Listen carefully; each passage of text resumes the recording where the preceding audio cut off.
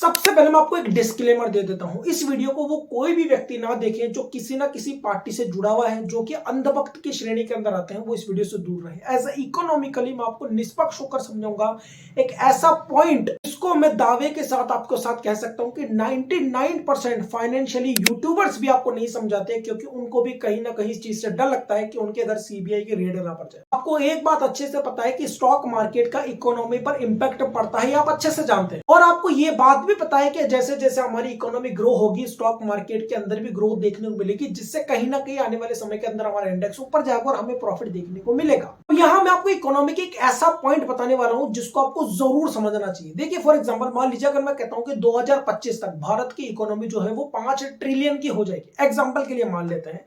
लेकिन 2025 तक ना कोई कोरोना आता है, ना कोई युद्ध होता है, कुछ भी चीजें नहीं बदलती, लेकिन फिर भी हमारी इकोनॉमी $3.5 ट्रिलियन या $4 ट्रिलियन पर आकर रुक जाती है। तो इसका मतलब आप क्या समझते हैं? आपको पता है इसका मतलब यहां पर एक ऐसा पॉइंट है जो आप मिस कर देते हैं। ऐसा क्यों नहीं हो पाया? क्योंकि कोई युद्ध नहीं हुआ, किसी भी तरह का कोई ऐसी आपदा नहीं है, जैसे कोरोना आया था, फिर कुछ और भी, फिर इसके उसके बावजूद भी हमारी इकोनॉमी उस रफ्तार से क्यों नहीं बढ़ पाई जितनी हमने सोची थी। इसके पीछे का जो सबसे बड़ा रीजन है वो है करप्शन, जिसके बारे में ज्यादातर यूट्यूबर्स आपको नहीं बताएंगे। कि कहीं ना कहीं वो यूट्यूबर्स भी डरते हैं इस बात को कहने पर, सरकार के विरोध के अंदर बात करने पर वो कहीं ना कहीं डरते, इस वजह से आपको नहीं समझा पाते। मैं आपको समझाने का प्रयास करता हूं। देखिए, इसे मैं रिसेंट के एग्जांपल पर समझाता हूं। अभी देखिए, कर्नाटक में चुनाव होने वाले हैं। अब कर्नाटक के अगर आपने न्यूज देखी है या फिर सोशल मीडिया पर आपने जहां से भी आपने पढ़े होंगे, तो आपने एक चीज जरूर सुनी होगी कि कर्नाटक के अंदर 40% कमीशन की सरकार है, और बकायदा वहां के कुछ अफसरों ने प्रधानमंत्री को चिट्ठी भी लिखी कि यहाँ पे 40% की कमीशन चल रही है, और वहां पर उनको जवाब नहीं दिया गया प्रधानमंत्री की तरफ से। ये आरोप खुद स्टेट एसोसिएशन ऑफ कॉन्ट्रैक्टर्स ने एक चिट्ठी लिखकर प्रधानमंत्री को भेजे थे। आप सोचिए, उनको कोई जवाब प्रधानमंत्री से इस पर नहीं मिला। का निर्माण चल रहा है, बहुत कंस्ट्रक्शन चल रही है सड़क जो मुझे दिखाई दी। तो इस सड़क के लिए उन लोगों ने मुझे बोला कि आप ये बताइए कि ये सड़क जो है ये अभी तक कंप्लीट क्यों नहीं हुई है, 1 साल से बन रही है।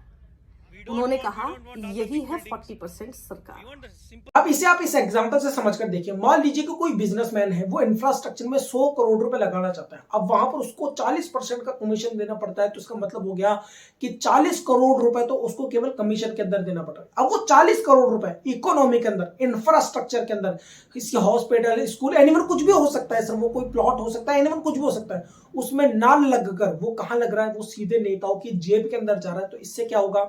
इससे वो जो पैसा है वो इकोनॉमी में ना जाकर भ्रष्टाचार के अंदर जा रहा है, जिससे हमारी इकोनॉमी ग्रोथ नहीं कर पाई। अब ये मैंने केवल एक एग्जांपल दिया, एक बिजनेसमैन के अंदर। अब यहां पर मैंने एक ही राज्य के बारे में बात करूं, अब सोचिए कितने सारे स्टेट हैं, वहां पर कितना ज्यादा करप्शन हो रहा है। मैं आपको सच्ची बात कह रहा हूं सर, जितनी इकोनॉमी ग्रोथ करनी चाहिए थी, अगर वो नहीं कर पा रही है, तो उसके पीछे जो सबसे बड़ा रीजन है वो है करप्शन का होना। अब इसे मैं आपको दूसरे एग्जांपल से समझाता हूं, जहां देश के देश बर्बाद हो गए। एग्जांपल देखिए, पाकिस्तान।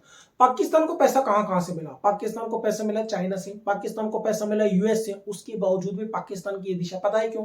क्योंकि वहां सारा का सारा पैसा आर्मी वाले खा चुके हैं। इसके ऊपर मैंने एक वीडियो भी बनाई थी, जब मैंने आपको कहा था कि अगर आपका देश ही नहीं बचेगा तो उस देश को लूट कर करोगे क्या? सबसे पहले आपको देश बचाना जरूरी है। यही बात मैं आज भी कहता हूं आपको। जहां पर भी करप्शन बहुत ज्यादा होगा, हमारी इकोनॉमी बहुत तेजी से, एक्स्ट्रा ऑर्डिनरी तरीके से कभी ग्रोथ नहीं कर पाएगी। अब मैं आपको एग्जांपल देता हूं जापान का। जापान के अंदर हिरोशिमा, नागासाकी परमाणु बम गिरे। भारत पर ऐसा कभी नहीं होना, किसी और देश में। जापान में तो परमाणु बम गिरे, उसके बावजूद भी आज उनकी इकोनॉमी एक्स्ट्रा ऑर्डिनरी तरीके से ग्रोथ हो रही है।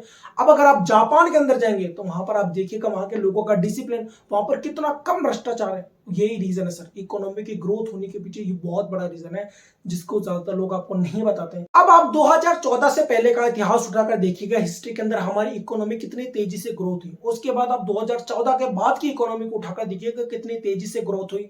साथ के अंदर आप 2-3 चीजें और जोड़कर देखिएगा कि 2000 पहले से महंगाई का क्या हाल था, अब महंगाई का क्या हाल है, इन्फ्लेशन के बावजूद भी महंगाई ज्यादा है कम है। उसके बाद आप डिसाइड कीजिएगा कि हमारी इकोनॉमी वास्तविकता में बढ़ी है या नहीं। मैं आपको सच्ची बात कहूं, वास्तविकता में 2014 के बाद से हमारी इकोनॉमी भले ही अच्छी खासी वृद्धि देखने को मिली है, लेकिन उसके बावजूद भी हम एक्स्ट्रा ऑर्डिनरी तरीके से ग्रोथ कर सकते थे, लेकिन वो ग्रोथ हमें नहीं देखने को मिली। इसका सबसे बड़ा रीजन है कि हमारे देश के अंदर भ्रष्टाचार की मात्रा बहुत ज्यादा बढ़ गई है।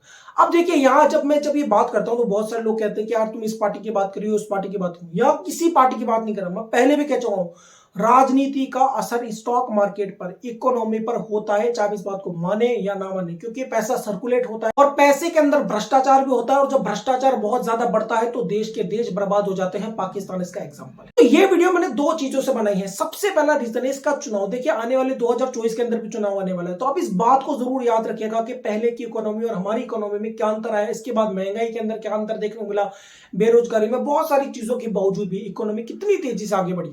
दूसरी चीज आप इस बात को याद रखिएगा, as a investor, as a financial, as a personal finance, आप जो भी करना चाहते हैं, इकोनॉमी का क्या इंपैक्ट पड़ता है स्टॉक मार्केट पर, और इकोनॉमी कितनी तेजी से बढ़ती है और वो नहीं बढ़ पाती तो उसके पीछे क्या लॉजिक होता है, इसका नॉलेज एटलीस्ट आपको होनी चाहिए एज अ भारतीय होने के नाते। तो इन दो कारणों की वजह से वीडियो बने। अगर ये वीडियो पसंद आई तो इस वीडियो को शेयर कीजिए अपने दोस्तों के साथ, अपने फैमिली मेंबर्स के साथ, और इस वीडियो को लाइक जरूर कीजिए, और ऐसे वीडियो के लिए चैनल को सब्सक्राइब कर लीजिए। जय हिंद।